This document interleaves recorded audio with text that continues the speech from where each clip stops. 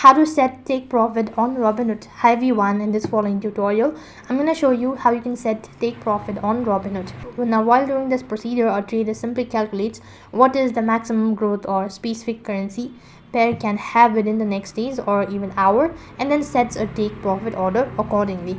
In order to do that procedure, all you need to do is go ahead and open up your Robinhood account and then log in into your account.